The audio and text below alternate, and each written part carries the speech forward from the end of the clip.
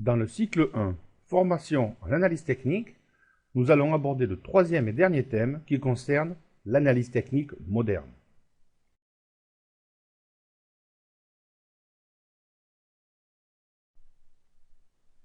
L'analyse technique moderne est fondée sur l'analyse des historiques de cours au travers d'indicateurs statistiques et mathématiques qui ont pour but d'anticiper l'évolution des tendances et leur retournement. Ces indicateurs, également appelés oscillateurs, vous permettront de mesurer la force et la puissance de la tendance afin de déterminer la phase dans laquelle le marché évolue, accélération, essoufflement ou retournement. Lorsque le marché est sous tension, les indicateurs techniques vont générer des signaux de surachat ou de survente. Ils peuvent également illustrer des divergences. Les divergences indiquent une évolution contraire de l'indicateur par rapport au sens de la tendance.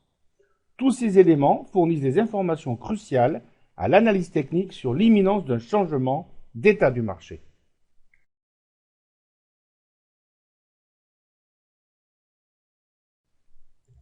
Les indicateurs ont pour but d'identifier les tendances, les non-tendances, ainsi que les zones de retournement. Leur utilisation doit venir en complément de l'analyse des cours. Les indicateurs techniques sont la plupart du temps représentés dans une zone graphique que vous voyez située en dessous du graphique principal des cours. Il existe en tout 5 catégories d'indicateurs qui permettent d'analyser les marchés directionnels en tendance ou les marchés non orientés. Il s'agit donc des indicateurs de tendance, des indicateurs d'élan ou non orientés, des indicateurs de volume, des indicateurs de prix et enfin des indicateurs de volatilité.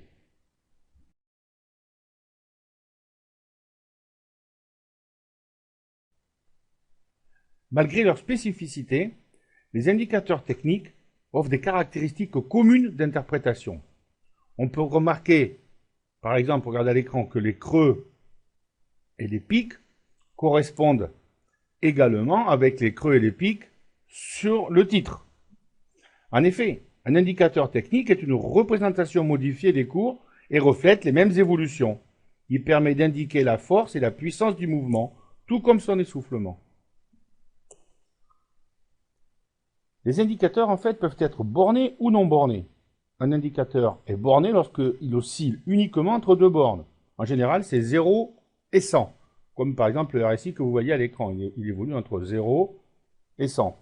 A contrario, il y a des indicateurs non bornés qui, donc, comme indique leur nom, n'ont pas de borne. Ils peuvent donc prendre des valeurs positives ou négatives importantes. Concernant les indicateurs bornés, les zones de surachat et de survente permettent d'illustrer des zones de tension extrême à l'achat et à la vente. Le surachat traduit des pressions acheteuses très fortes. Et le surachat, c'est la partie qui est au-dessus, vous voyez, de cette ligne pointillée qui est à 70. Alors que la survente, elle, représente des pressions vendeuses importantes. Et bien, la zone de survente, ça va être toute la partie graphique qui est sous cette ligne des 30.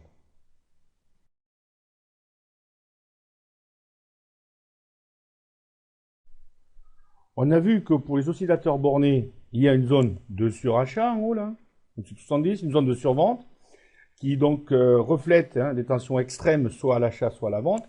Il existe même une zone neutre qui est autour des 50, là, vous la voyez. Mais, pour anticiper un retournement de marché ou du moins une consolidation, il est préférable de regarder ce qu'on appelle des divergences entre l'évolution des cours et l'évolution de l'indicateur. Le principe des divergences, est simple. Cela veut dire qu'il y a une déconnexion entre l'évolution des cours et celle de l'indicateur. Alors, il y a deux types de divergences, la divergence haussière et la divergence baissière. Je vous ai tracé les deux à l'écran. La divergence haussière est quand le titre, regardez, commence à faire des creux, il reste sur son support, et au contraire, l'indicateur, lui, part d'une zone, bien sûr, de survente, la casse et monte. Voilà, ça s'appelle une divergence haussière. Il y en a une ici, il y en a une autre ici. Vous voyez que mon titre fait un creux, deux creux sur un support, tendance baissière, alors que mon indicateur était dans une zone de survente et lui commence à remonter. Ça veut dire que la baisse s'essouffle. Inversement, la divergence baissière, elle part sur des sommets. Pourquoi? Qui dit divergence baissière dit retournement probable à la baisse. Il faut regarder les pics sur la valeur. En voilà un, en voilà deux. Voilà. Et bien l'indicateur, lui, le premier pic, il est dans la zone de surachat. Et le deuxième, il est juste en dessous ou sur la zone, sur le niveau de surachat. Et en fait, la pente de ces deux bosses diminue. Alors que là, la pente de ces deux bosses augmente. Elle est croissante. Là, elle est décroissante. Eh bien, il y a divergence entre l'action et l'indicateur. C'est une divergence baissière. Vous allez me dire, mais à quoi ça sert? Comment on s'en sert de ces divergences? Il y a deux solutions.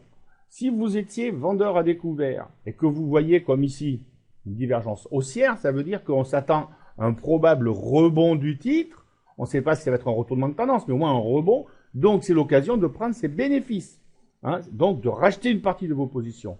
Si par contre, vous voulez rentrer sur le titre, ben, c'est l'occasion d'essayer d'acheter un peu de titres. Parce que cette divergence haussière annonce un rebond de la valeur. Inversement, on voit qu'ici, il y a une divergence baissière. Ça veut dire quoi? Ça veut dire que celui qui avait acheté avant, voyant une divergence baissière, doit prendre aussi une partie des bénéfices. Parce que on ne sait pas si le retour va être durable ou pas, ou si c'est simplement une petite correction. Hein. Par contre, si quelqu'un veut prendre une position en vente en découvert, eh bien, c'est justement suite à cette divergence baissière. On vend à découvert ici. Voilà. Hein. Quand on casse le support, on verra ça un petit peu plus tard. Mais voilà, c'est l'occasion de rentrer en vente à découvert.